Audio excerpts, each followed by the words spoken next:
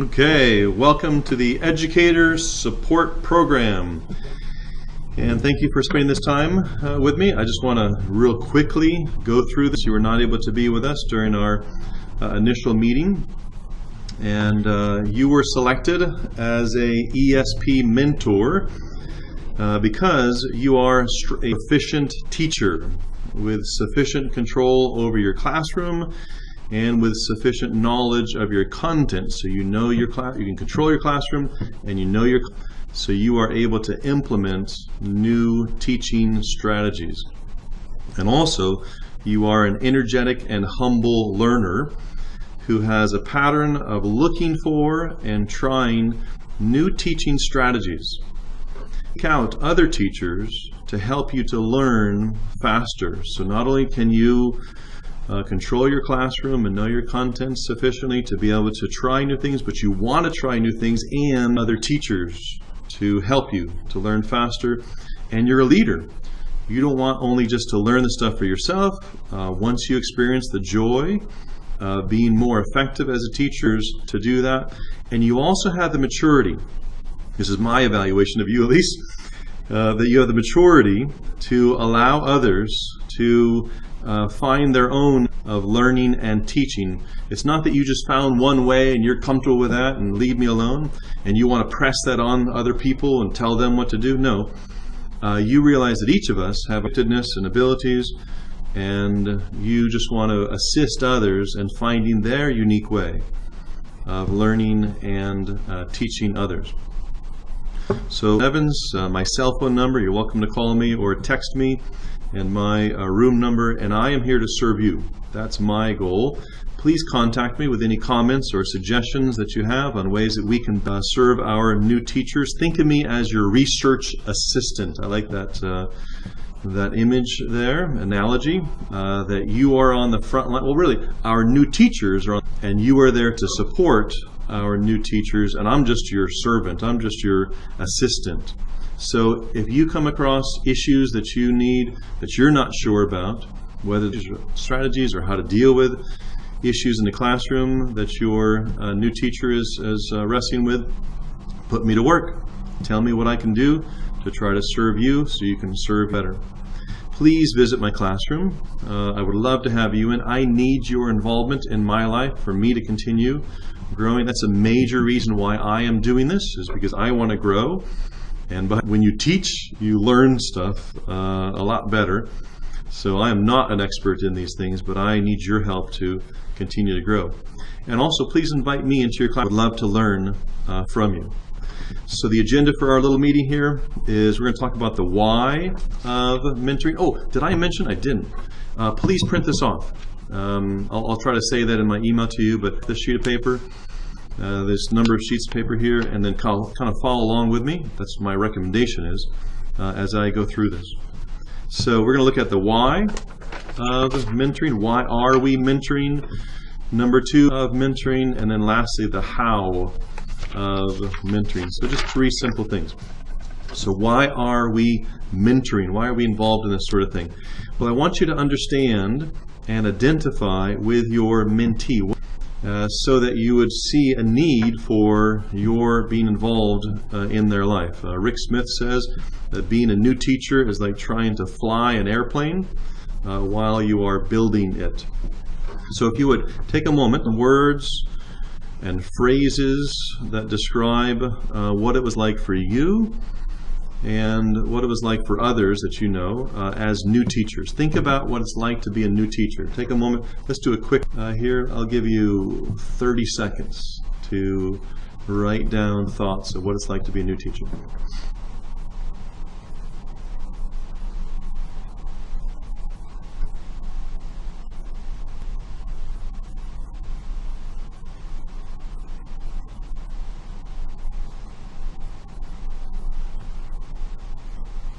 Okay, about 10 more seconds.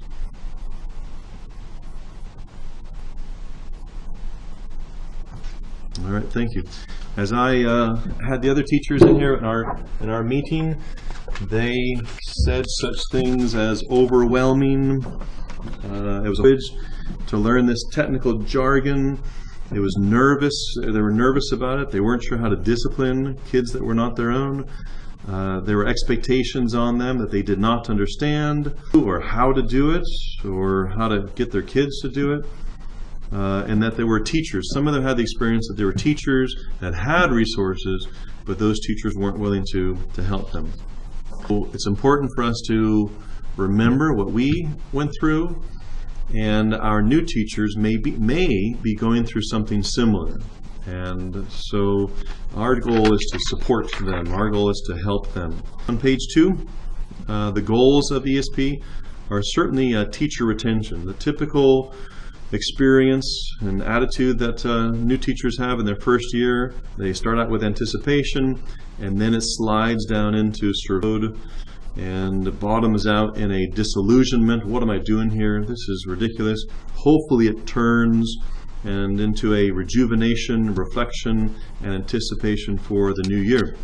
But looking at the data from after the first year, 15% of the new teachers hired did not return for their second year. We lost 15% of those new teachers. Only 65 made it to their third year, 60% to their fourth year, and only half of them made it to their fifth year. Half of them dropped out and said, forget it with teaching. Of course, there's various they might do that, but we are here as mentors, part of the ESP program, to assist new teachers to survive and be able to in this difficult environment. Another goal of the ESP is professional growth. We understand as teachers that we get most excited and invigorated when we are learning and growing. Provide and give our new teachers all the resources and encouragement that they need so they can have hope that they can grow, and then point to places where we see visible progress, becoming more and more effective as professional educators. And of course, the underlying long-term goal is student growth. That we know as the teacher is growing, as the teacher is excited, then the students will be excited. Let's talk about the what of mentoring now. Your responsibilities. Let's get specific here. Weekly, the ESP program is requiring that you meet with your mentee. I don't know. They don't define it. It's more than just saying hello to them in the hallway, but it could be as simple as having lunch with them once a week at a particular time that you've set aside to talk with one another about an issue of growing in the skill of teaching. And then monthly, to meet with me, your ESP lead mentor, and then monthly complete the ESP mentor reflection log page. Look over in the very back here. The last page in your notes here that I gave to you is reflection log. So notice it just says for a particular month. So within that month, if you would just throw down some reflections. This is not a log where you have to write everything down. No, this is just your own personal reflection of how the mentoring interaction is going. And we'll talk about these different 4 categories here in just a minute. So that's every month. And then every quarter, so 4 times this year, you need to upload one of those reflection logs. So you can see that the boundaries that they've given to us are quite wide, and you can do a whole lot within boundaries. So the main focus is you meeting, spending time, and cultivating a good relationship in which you can help your new teacher. And then just minimal amount of documentation of that. eCampus, there's a website that I will give a link to you for, that's to which you will need one of those reflection logs every quarter, and I'll show you how to do that. I'll probably create a Google Classroom to make it easy for us to exchange me for you to have resources available to you. Okay, so last topic here, the how of mentoring. We know now why we are mentoring. We also know now what we are doing but how do we go about doing it? Let me make sure that you understand the layers of support that are available for new teachers. The district has a professional development team that's district-wide. Here are the administrative team, Dr. Epps and our APs, also our academic coaches and or department heads, depending upon which department it is. And then our ESP contact is Mrs. Ivy Peterkin. She is running the bi-weekly new teacher ESP meeting. So your new teacher every 2 weeks will be attending a meeting with Mrs. Ivy Peterkin, giving them various teaching strategies and so forth. And you'll see that in the Lake Worth High School bulletin, weekly bulletin that comes out. And in fact, you are encouraged. I'm going to be in a number of these because I highly respect her as a teacher and I want to learn from her. And then our new teachers also have their PLCs to support them, and then it's you as their mentor. And then let's also acknowledge caring teacher leaders, maybe their next door neighbor, maybe somebody in the PLC, just another teacher that's reaching out. We appreciate and want to encourage our new teachers to build relationships on their own with other teachers. So areas of support. As you think about, okay, how can I help me evaluate this new teacher and see where they do need help? This might be a helpful list for you. Think about physical support and kind of read through these and do that on your own ahead of time, but read through them with your new teacher. You know, hey, do you need help arranging, organizing, and decorating your classroom? Would you like for me to give you a tour of the building or the campus, and so forth? So sometimes these new teachers, they need help. You tell me, help me. So go through this category and have them help you to identify, or you help them to identify that they would like your help in. So physical, emotional, instructional, institutional, and so forth.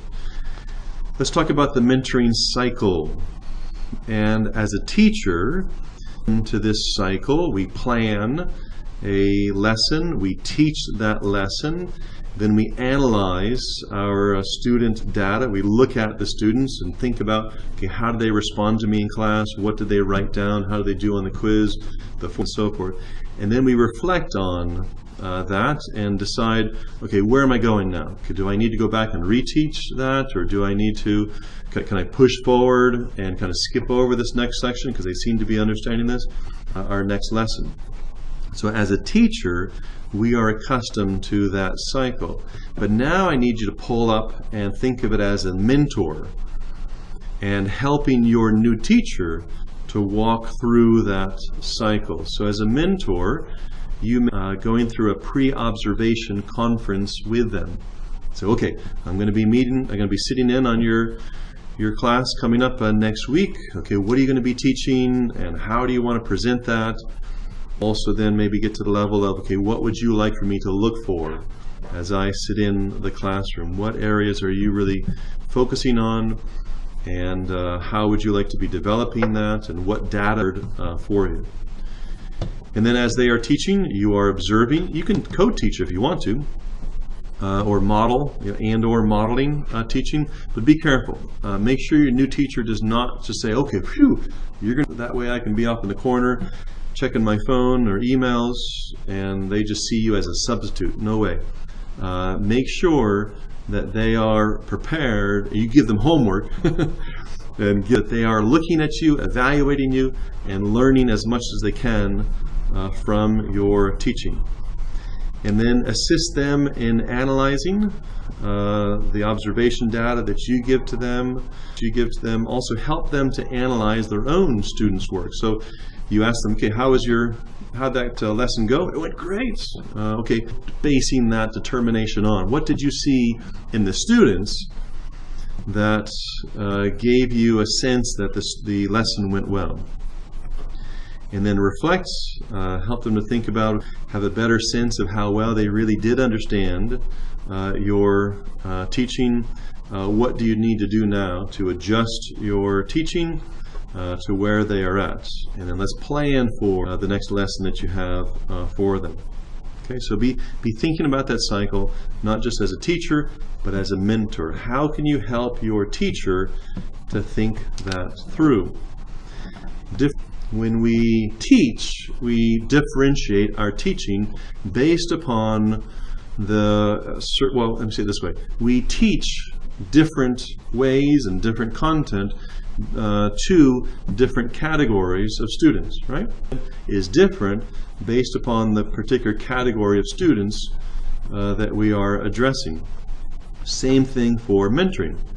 As you are mentoring a particular your voice will change. Sometimes you'll be instructive, where you are directing them, you're providing particular information to them, you're offering suggestions to them, like the I do. Let me tell you what to do. You're instructive. Other times, you will be collaborating with them. Let's work on this together. You give me some ideas, I'll give you a few ideas, and you're thinking, but we're equally doing this together. It's kind of like the we do. And then other times, you will be facilitating. You are just, it's really them, this is the you do. It's really the new that's doing the work, and you're just kind of guiding them in their thinking. And as you know, the goal is not what we say. Just think about the classroom. And the goal is not that we present this great lesson. No, the goal is that our students understand these things. So we don't focus on what we do, we want to focus on what they. So take that same paradigm and think of it with regard to you and your new teacher. So it's not just what you are telling the new teacher, it is what the new teacher is thinking about, how they are evaluating things. And yes, it is my wife that's calling. And I forgot to silence my phone. How they are thinking their students and their students' work and so forth. Okay, but this can shift depending upon the topic, depending upon the particular person, depending upon the day. You can shift back and forth. It's kind of like a dance, constructive and collaborative and facilitative. So be aware of that, but push toward being the facilitator. Right? Our goal is them to be self-directed, increasingly effective in their work. Page 5. Mentoring language. These are question stems that assist us in guiding the teachers. Again, it's not just us telling them what to do. We want to assist them. Sometimes we're going to be paraphrasing. Sometimes we're going to be clarifying. Other times we're going to be mediational, kind of helping them to hypothesize. For example, what's another way that you might have presented that lesson than the way you did? Or how was what you did here different you did over there? You know, so you're using language in a way that draws them to be thinking.